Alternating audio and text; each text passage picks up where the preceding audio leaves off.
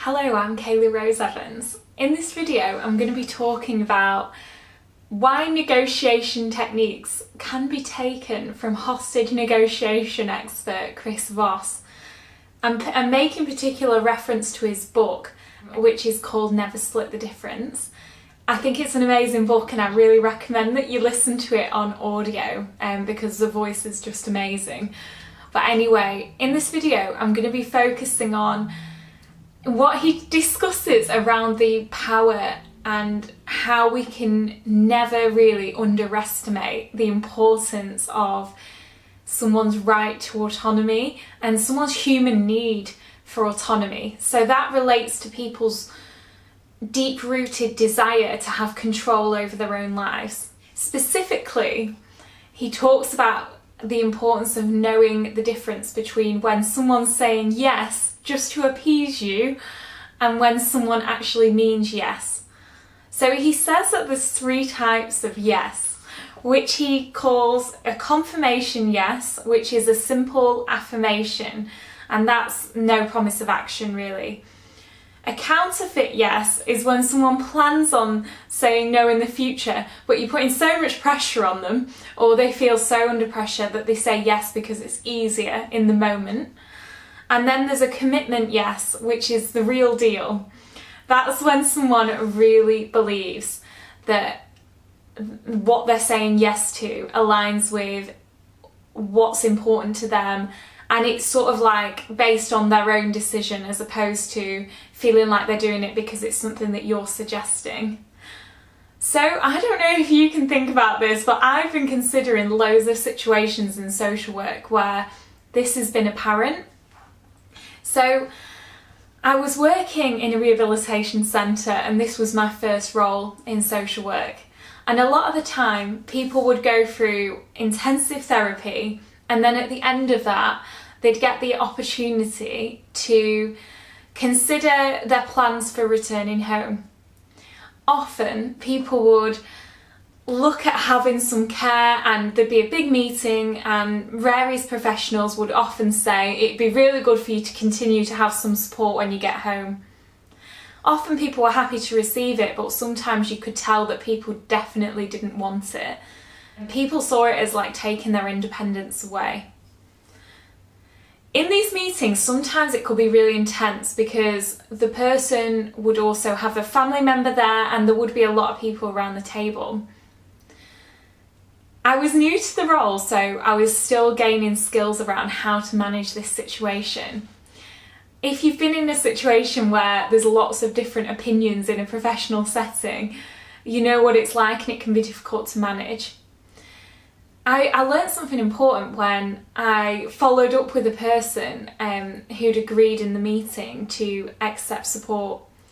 And then they told me that they'd felt under pressure and the very next day cancelled all the services. And I felt like that had really created a barrier then for them to accept support in the future, even though I really felt that they needed it. So I was able to find a resolution to this, but it was really difficult. And I thought that that was a good example of when someone had given me a counterfeit yes. So they'd said yes in the moment, but really it was because they wanted to get out of that awkward situation where they felt under pressure by everyone in the room. And I kind of thought that this related to the idea of coercive power, where someone agrees to something not because they actually want to, but because it's being said by someone in a position of power.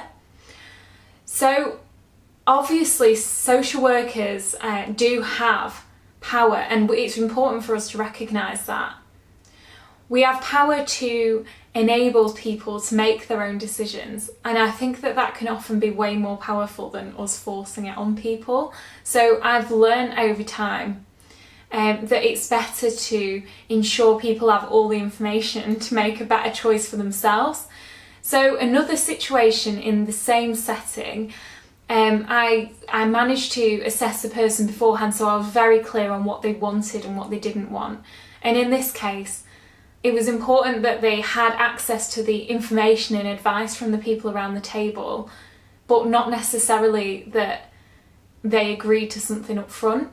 And they didn't, and I made them fully aware that that was up to them. But I gave them the number for me, and I said, you know, if you change your mind, give me a call tomorrow, no judgment from me. If you find you're struggling at home, just call me and I'll try and get something sorted as quickly as possible for you. I didn't make any promises because it can be more difficult when someone goes home to arrange the support. But anyway, the next day around lunchtime, I got a call saying, actually, I've changed my mind, I'm struggling, can you sort something out for me? So I got it sorted, and we had a really good working relationship and found that that had worked perfectly for them, and it was on their terms, and they knew it was flexible and that we could change the plan, but it was their decision. And that's been a real show of how important it is to really think about the skills of noticing when someone's just saying something to agree with us. And I think that's really relevant for social work, because everything we do is really around negotiation skills. So our ability to negotiate with those that we're supporting, but also negotiate on their behalf with other professionals. So I ended up, as I developed, getting people way more resources to help them, and sort of gaining those negotiation skills to help people to realise that it's not taking your independence away by accepting certain things if it's on your terms. It's actually enabling you to live the life that you want, and that's background stuff, like having your basic needs met means that you have the freedom then to carry on with your day. But if you're so concerned with those basic things that aren't being met, then that can sort of cause you to feel that that's become a bigger part of your life, and you can't put as much focus on the things that really matter, like your well-being and doing things that you enjoy.